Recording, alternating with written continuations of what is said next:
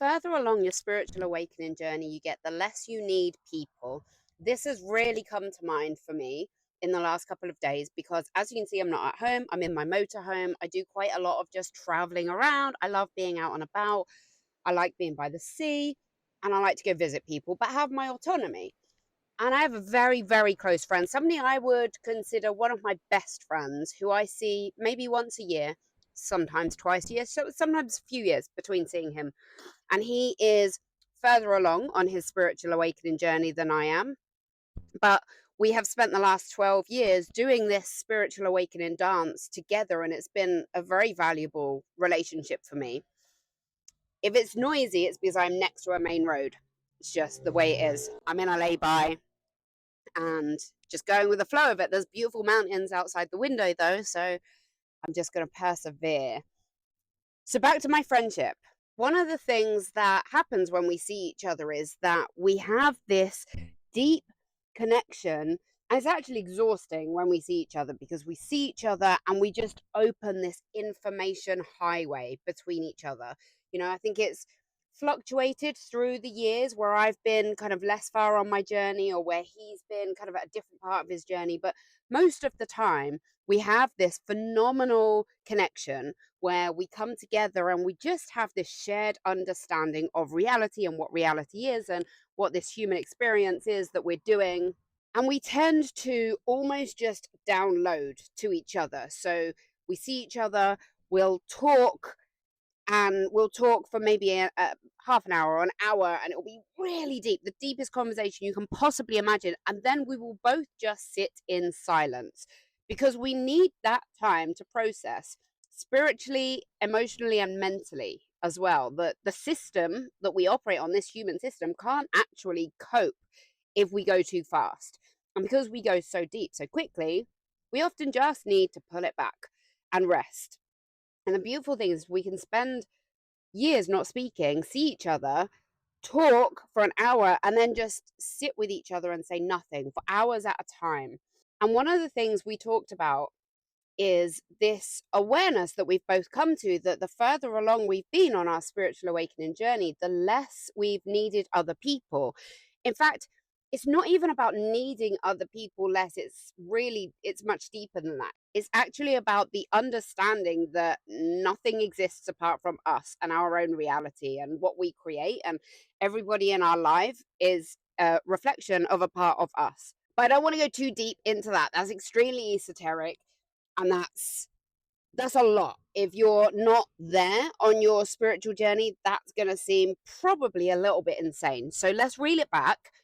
And one of the things that we have found in our shared experience, and we have spoken with many other people who are on this journey who have the same collective shared experience, is that actually you become more sensitive. You become more sensitive to energies the further along on this path you are.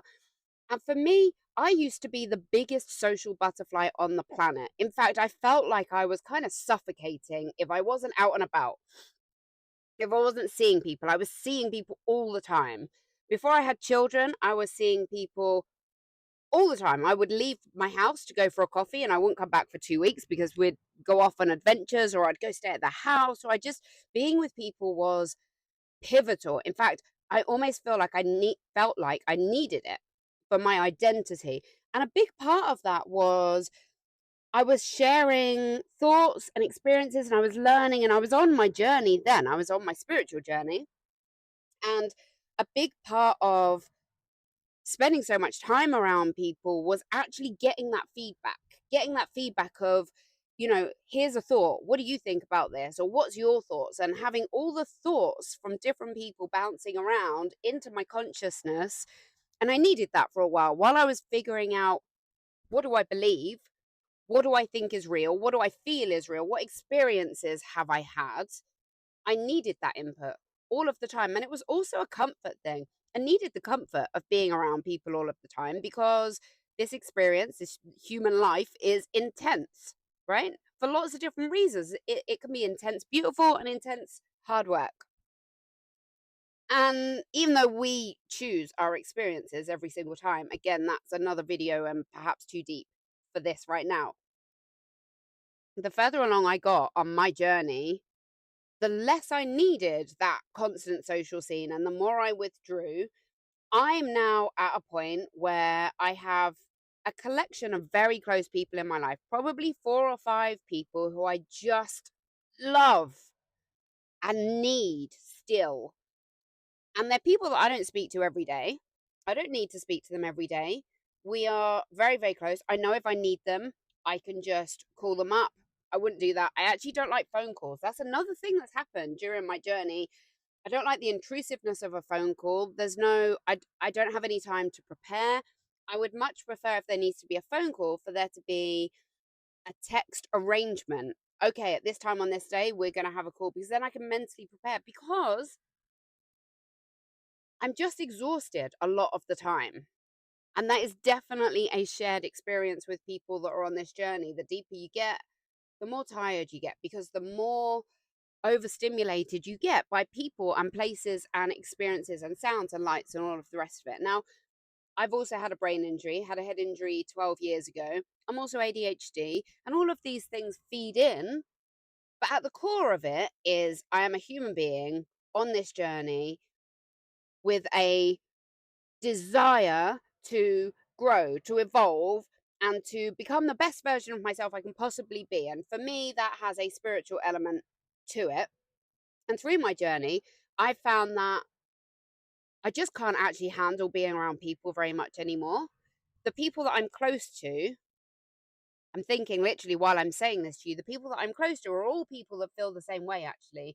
I don't have anyone in my close field who are social butterflies. I have people that will still go out and enjoy social situations. And a lot of my friends are deeply into music because that's very important to me. So we share live music and we'll go to live music events, but find it very tiring. And speaking to my friend who I've just spent time with, my annual visit where we go and download to each other, he is way further along on this. So he sees me once a year, maybe twice a year. Another friend of his, he probably sees 3 times a year. Outside of that, there's a few people here and there. There's some family that will come and visit, but really, he lives a very, very, very quiet, hermit like life. And for him right now, where he is on his journey, that suits him perfectly. That's enough. I mean, even my interaction with him, I was there for 24 hours. That's usually how long I stay, maybe 2 days, because anything more than that is just too intense for the both of us because we're both at a very intense level and we both acknowledge each other's capacity and limit. For him, it works perfectly to see people almost never. I'm not at that point. I still have my children. My daughter's 18. I don't see her that often. She's usually with her girlfriend. My son, he's 13. He's reaching that point where we're not in each other's pockets all of the time. But we do see each other every day. But again, he has a very similar energy to me. So I find him extremely easy to be around because there's no friction. There's no difference in our energy to deal with. And that's what I find exhausting is when you're interacting with someone who is not on the same level as you. So you either have to drop your frequency to meet theirs, which is fair and fine. Everybody is at a different point. Or you have to change things about yourself to make yourself more easy to palate for them to be around. For these same reasons, I'm not a massive fan of super drunk people. I drink. I'm not teetotal. I do drink. I enjoy having a drink, but I don't drink very often. And even when I drink a lot, I'm not all over the place and I'm not all up in people's faces. And one of the things I struggle with in a social situation when people are using alcohol as a social lubricant or even any other kind of drugs is the things I find difficult are heightened.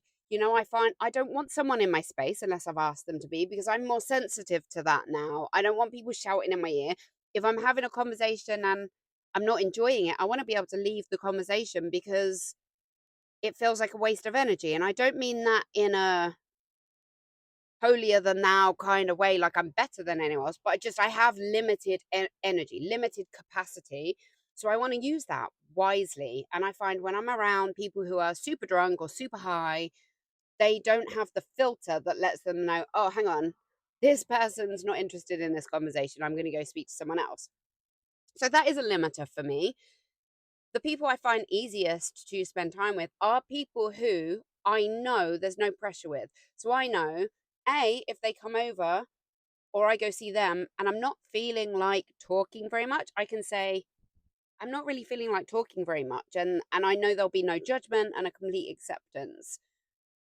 Also, people who I find it easier to spend time around people where if on the day I feel like actually I don't want to do this, I don't even need to explain very much. I can just communicate this isn't feeling like it's in alignment for me today. This isn't, I'm not resonating with the idea of being social today because actually, the further along on my journey I get, the happier I am by myself. Truly. I've got so much going on all the time, so many thoughts, so many feelings, so many emotions, and it's all part of this energy field that we have in our human experience. And it's exhausting, you know? So I am constantly monitoring what's happening, shifts that are happening, my judgment of my reality. And sometimes I just don't want to share that with other people. Most of the time, I don't need to share that with anyone else. Most of the time, I don't even need to talk about this. Is a big thing, actually. I've now reached a stage in my spiritual journey where I don't need validation for it 90% of the time. I don't freak out about most of the things that happen. And I'm along for the journey. I'm here for the ride. And I've gained enough wisdom through the years, through other people, and through my own experiences that I can almost babysit myself through this trip, which is how it feels. This spiritual journey feels like a trip. So I don't need to be around people very much. And I don't have very much energy to give. So, on that basis, you will find if you're on this journey too, that the further along you get, the less you want to be around other people. And I think that's why, even as a child, the idea of living in the mountains or next to the ocean, somewhere far away from anyone else, was so attractive to me because I think I understood where I was going to be in the future version of me, and that's still very attractive to me now. I'm not in complete alignment with that right now. So that's not in my future in the next short-ish period of time, the next 10, 20 years. But it would not surprise me to find that I end my the latter years of my life in a much more hermit style way of living. Right now, my motorhome, being able to travel around, have my own space, my own autonomy, that kind of serves that function for me. And also just not seeing people very often serves that function for me because I need that time alone to grow. Like I am all I need most of the time. And you will definitely get to that point if you're on this journey.